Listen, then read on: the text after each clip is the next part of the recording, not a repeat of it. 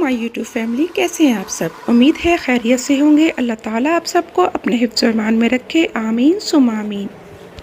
आज मैं आपको सिखाने जा रही हूँ ट्राउज़र की कटिंग और उसमें इस्तेमाल होने वाले कुछ फार्मूले, जिनको इस्तेमाल करते हुए आप हर साइज़ का ट्राउज़र बहुत आसानी से काट सकते हैं। तो चले आए वक्त ज़ाये किए बगैर अपनी वीडियो की तरफ बढ़ते हैं। सबसे पहले हम करेंगे फ्रंट पार्ट की कटिंग। उसके लिए मैंने यहाँ कपड़े को लेंथ वाइज डबल फोल्ड करके बिछा लिया है। कटिंग से पहले कपड़े को अच्छे से आयरन कर लें, इससे कटिंग में नीटनेस आएगी। सबसे पहले हम ऊपर सीध का निशान लगाएंगे। उसके बाद हम यहाँ नेफे का निशान 2 इंच पर लगाएंगे। 2 इंच पर हम अब एक सीधी लाइन ड्रॉ कर लेंगे। ऊपर की तरफ जो कपड़े का रुख है ये ओपन साइड है, यहाँ से हम 1/2 इंच के मार्जिन पर एक सीधी लाइन खींच लेंगे। ये कन्नी की साइड होती है, अगर इसको कटाई में ना काटा जाए तो ये कपड़े में प्रॉब्लम करती है, इससे ट्राउज़र खिंचा खिंचा रहेगा। अब ये लाइन ड्रॉ करने के बाद यहाँ जो हमने नेफे के लिए 2 इंच के फासले पर जो निशान लगाया था, वहाँ से मैं लंबाई का निशान 36.5 पे लगाऊंगी और उसमें मैं 1/2 इंच मार्जिन का लूँगी।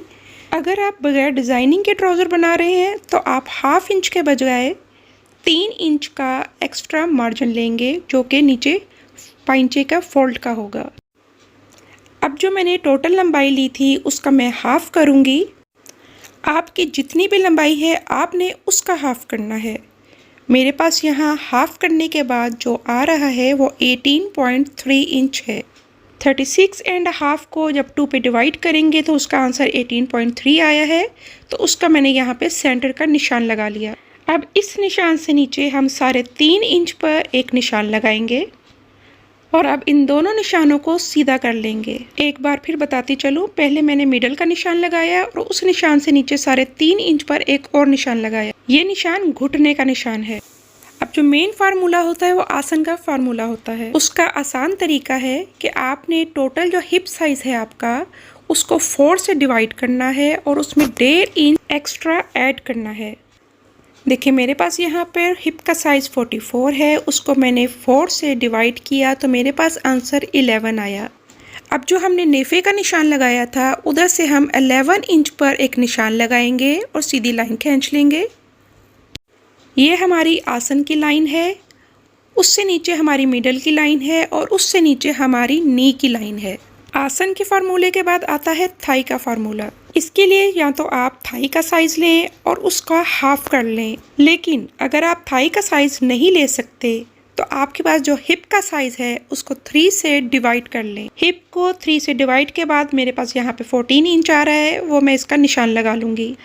अब जो हमने थाई का निशान लगाया है उसका भी हम हाफ कर लेंगे और हाफ के बाद हमारे पास आ रहा है 7। अब हम 7 इंच पर आसन और नेफे की साइड पर निशान लगा लेंगे।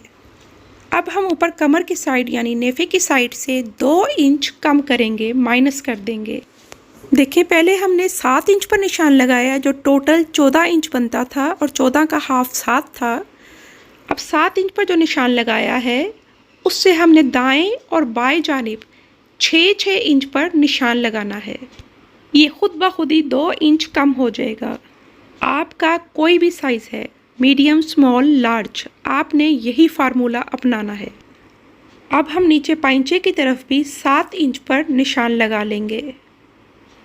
अब यहाँ हमारे पास पाइंचे का साइज़ 7.5 इंच है, उसका हम हाफ करेंगे जो कि 3.75 इंच बन रहा है, यानी 3.25 इंच। अब 7 इंच से एक साइड पर 3.25 इंच पर निशान लगाएंगे और 7 इंच से दूसरी साइड पर हम 3.25 इंच पर निशान लगाएंगे। इससे पहले कि मैं आगे बढ़ूं, आपके लिए एक बहुत आसानी कर देती हूं। जो हमने थाई का निशान लगाया है और उसका सेंटर किया है वही हमारा मेन निशान है। अब आपने पाइंचे या नेफे की साइड से जो भी कम या ज़्यादा करना है वो आपने दाएं और बाएं जानिब इक्वली करना है। उम्मीद है आपको यहाँ तक तो ईज़िली समझ आ गया होगा। अब हम इन पॉइंट्स पर एक सीधी लाइन ड्रॉ कर लेंगे। ये हमारी मिडल लाइन है, इसको क्रीज लाइन कहा जाता है। अब हमने जो आसन का निशान लगाया था उधर एक सीधी लाइन खींचेंगे और उससे आगे हम 1.5 इंच पर एक निशान लगाएंगे। ये क्रॉच डेप्थ का निशान है, यानी आसन की गुलाई। अब हम नीचे पाइंचे के निशान को ऊपर आसन के निशान से मिला लेंगे। इस स्केल की वजह से ट्राउज़र की जो शेप आती है बहुत ही परफेक्ट आती है। अब जो हमने थाई का निशान लगाया है, इससे 1.5 इंच अंदर की तरफ एक निशान लगाएंगे। अब हमने स्केल को नीचे पाइंचे के निशान के ऊपर रखा और ऊपर थाई के निशान से 1.5 इंच अंदर की तरफ रख कर इस तरह निशान लगा लिया। यानी नी के निशान को हमने सिर्फ पाइंचे के निशान से अभी जोड़ना है। अभी हमने इसको नीचे से डायरेक्ट थाई तक नहीं मिलाना, बल्कि नी तक हमने इसको ड्रॉ करना है। अब आप गौर से देखें, हमने स्केल को कुछ इस तरीके से रखना है और थाई को हमने ऊपर कमर के निशान से मिलाना है।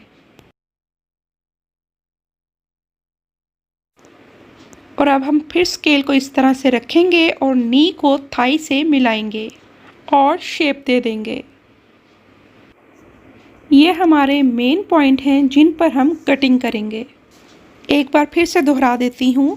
पहले हमने थाई की तरफ से 1.5 इंच अंदर की तरफ रखा और पाइंचे से नी तक एक लाइन ड्रॉ की। उसके बाद हमने थाई को हिप लाइन से मिलाया और शेप दी और फिर एंड पर नी को अगेन थाई से मिलाया और एक शेप दे दी। अब हम इन निशानों पर कटाई कर लेंगे। इसमें हमने एक्स्ट्रा मार्जिन नहीं छोड़ना। अब हम बैक पार्ट की कटिंग करेंगे। अब फ्रंट पार्ट को हम ऊपर इस तरह से एडजस्ट करेंगे कि साइड पे कन्नी की तरफ से हम 1/2 से 1.25 इंच तक का मार्जिन छोड़ेंगे और ऊपर से 2.5 से 3 इंच तक का मार्जिन छोड़ेंगे। मैंने यहाँ आसन की साइड से 3 इंच बैक साइड को बढ़ाना है। इसके बाद हम थाई के निशान को स्ट्रेट करेंगे। इसके बाद हम नी के निशान को स्ट्रेट करेंगे और पाइंचे के निशान को स्ट्रेट कर लेंगे। अब हम आसन की गुलाई के लिए 3 इंच आगे एक निशान लगाएंगे। अब आसन की साइड से मैं 1.25 इंच पर निशान लगाऊंगी और नीचे से मैं 1.5 इंच बढ़ाकर निशान लगाऊंगी।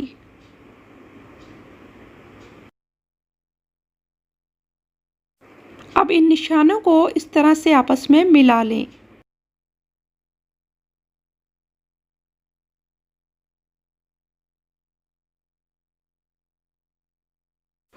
और इस तरह गुलाई दे दें। अब हम इन दो निशानों को आपस में मिलाएंगे। ऊपर से इस तरह हल्की सी गुलाई दे दें। अब हम इन निशानों पर बैक पार्ट की भी कटाई कर लेंगे। अगले पार्ट में मैं आपको इसकी सिलाई और पाइंचे का एक बहुत ही खूबसूरत सा डिज़ाइन बनाना सिखाऊंगी। ये वीडियो बहुत लंबी हो जानी थी, इसलिए मैंने इसको 2 पार्ट में डिवाइड किया है। अब आप भी घर बैठे प्रोफेशनल कटिंग कर सकते हैं। अपनी ज़िंदगी में सीखने के अमल को जारी रखें। वीडियो पसंद आए तो लाइक, शेयर और सब्सक्राइब करना मत भूलिएगा। तो मिलते हैं किसी नेक्स्ट वीडियो में। तब तक के लिए अल्लाह हाफिज़।